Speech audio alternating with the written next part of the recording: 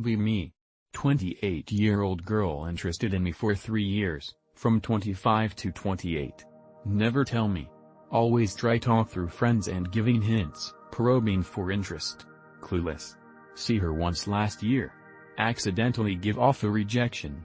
Notice her demeanor change and she becomes mean and upset. Basically tells me to GTFO now. Confused why she became like that. Think a little and realize I must have rejected poor girl. Get guilty feelings beyond belief, thinking about past 3 years and connecting all dots. Immediately develop instinct to see her again, apologize, ask her out for a fucking coffee, get to know her. She ghosts. Feel even guiltier and make additional attempts because what kind of man would I be if I didn't? Keep getting ghosted, feeling even worse and guiltier. After 4 different attempts over the course of a month, give up. Google her on a whim 2 months later out of curiosity. See some dude moved in with her, address dare change. Feel bad, I fumbled this royally, but what could I have done? Feel horrible and consider therapy for 4 months. Develop existential crisis and age 10 years in 3 months, she was the perfect one. Fast forward 3 weeks ago, 8 months later. See girl walking alone wearing prom tier outfit, big sunglasses covering half her face, during work break hours. Make eye contact. She smiles. I simply stare because taken aback by weirdo in outfit. 6 seconds later, I look away and walk past. You are both turbo retards, so I guess you really were perfect for each other. Damn.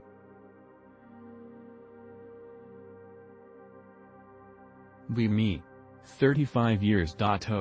Male therapist. First job I get is at a clinic with some 300 pounds blue-haired them bitch as my supervisor. We do live supervision because she is a controlling cunt.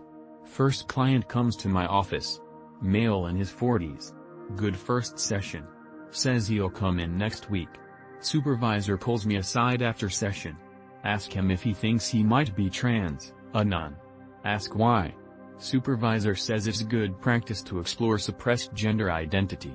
Bitch, are you for real? JPG. Ignore supervisor and see client next session. Client talks about being in the middle of a divorce where he may lose everything to his wife.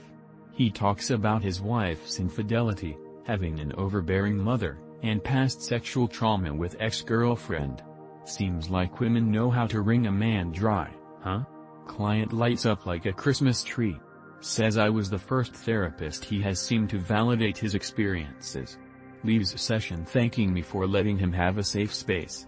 Supervisor calls me to her office. Here we go. JPG.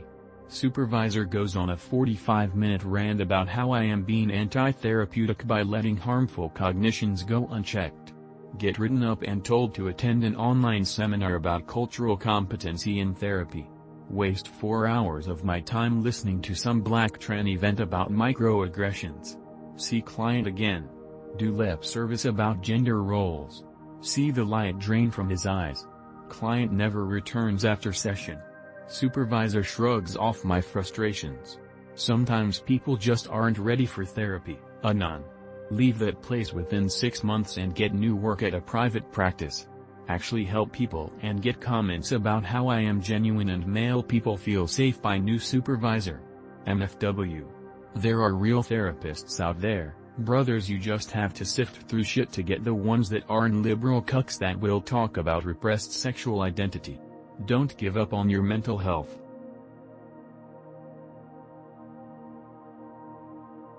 Half. Let me paint the picture. Be me, circa 2008, 4 years/0 recently diagnosed autistic dipshit.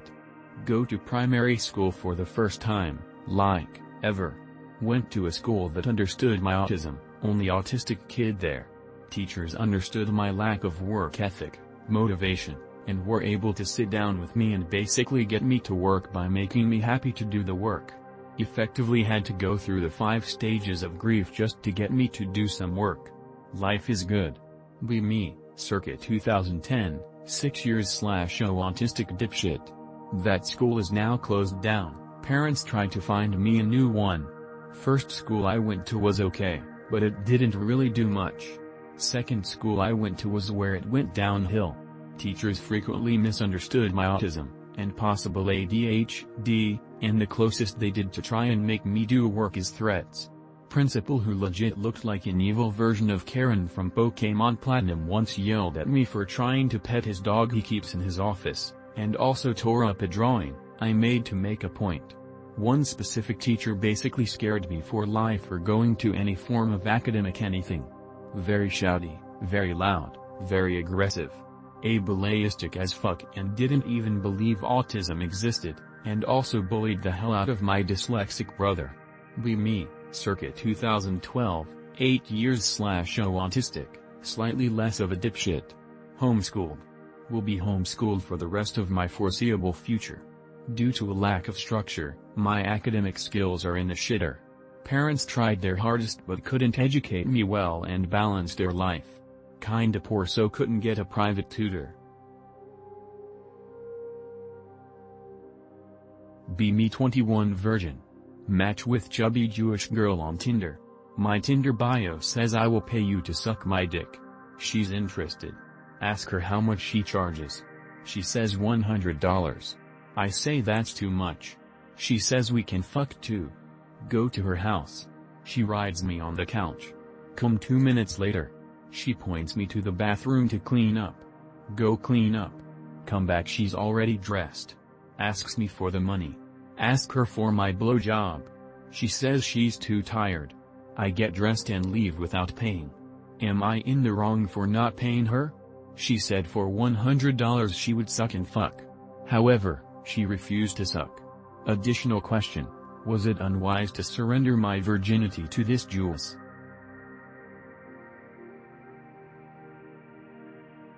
Be me. Probably kinda autistic. 21 years old. Always good grades. Have a job. Have a GF. Go to UNI. Everything normal Monday to Friday. Turns Friday night. Drink. Smoke weed, cigarettes. Consume internet. Climb on cranes. Do absolutely nothing productive. Turns Monday. Everything back to normal. Why am I like this? Well, maybe because I have no specific interests or any hobbies, maybe because I am in a wrong friend group. I am literally behaving like a dopamine addict on the weekend, where I have nothing to do. I like nature, I like swimming, I like some stuff, but it's so fucking easy to get dopamine in toxic ways. Is really just discipline needed to escape? How to rewire the brain to avoid the easy dopamine on purpose. How to get intrinsic motivation to change.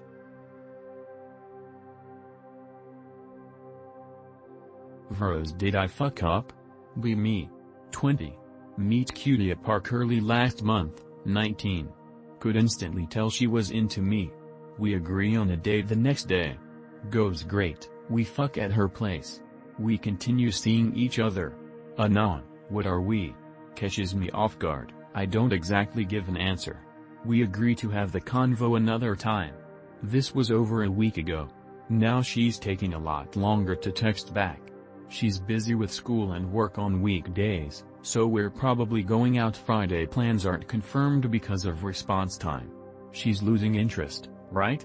If this falls through, no big deal, I have a new date tomorrow, but I wouldn't mind being exclusive with her. Did I fumble by dancing around the question? Be me. Real life. Quiet.